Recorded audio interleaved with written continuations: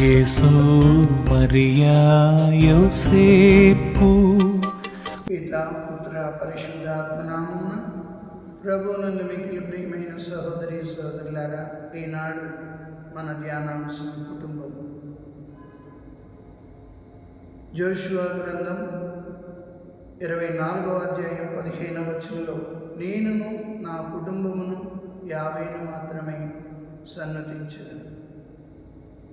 ద్వితీయ వాటికన్ మహాసభ చెబుతుంది, కుటుంబము చిన్న దేవాలయము. ఎందుకనగా జేసు మరియా జోజప్పల కుటుంబం పవిత్ర కుటుంబం.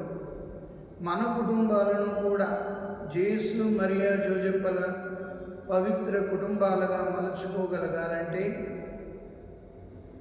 ఏ కుటుంబంలో అయితే ప్రార్థన జరుగుతుందో ఆ కుటుంబం దేవాలయముగా మారుతుంది. ఏ కుటుంబంలో అయితే ప్రేమ, ఆప్యాయత, అనురాగం ఉంటాయో ఆ కుటుంబం ఓ చక్కని బృందావనంగా తయారవుతుంది. ఏ కుటుంబం అయితే జాలి, కరుణతో నింపబడుతుందో ఆ కుటుంబం దేవునికి నిలయంగా తయారవుతుంది.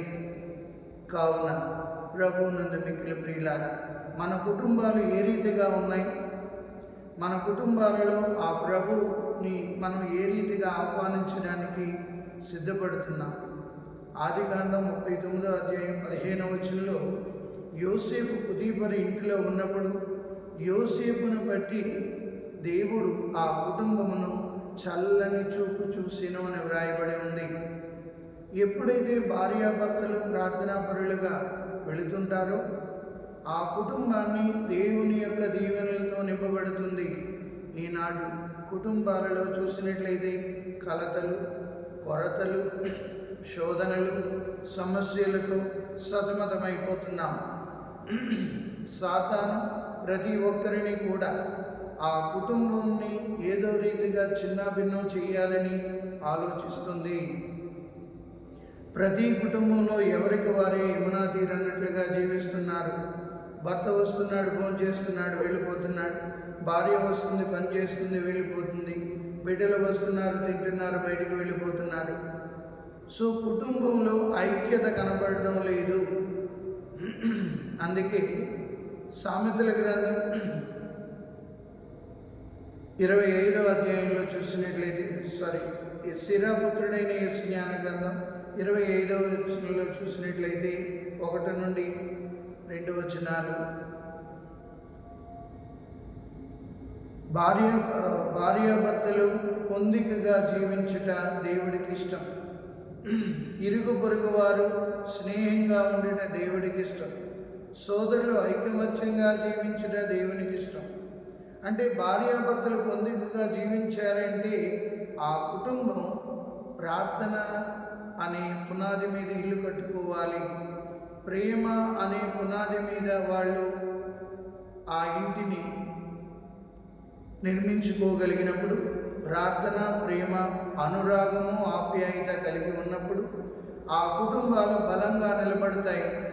జేసు మరియా జోజప్పల తిరు కుటుంబంలాగా మన కుటుంబాలు తయారవ్వాలంటే మనం ఏ రీతిగా మన కుటుంబాన్ని ప్రార్థనా జీవితంలో గడపగలుగుతున్నాం? మన కుటుంబాల్లో ప్రేమ కనబడుతుందా? ఒకరి కష్టంలో ఒకరు ఆదుకోగలుగుతున్నామా? ఒకరిని ఒకరు ప్రేమతో పరామర్శించుకోగలుగుతున్నామా? ఆలోచించాలి. అందుకే పునీత 2వ జాన్ పాల్ పాపు గారు అంటారు, కుటుంబము ప్రపంచానికి ఒక పెద్ద పునాది.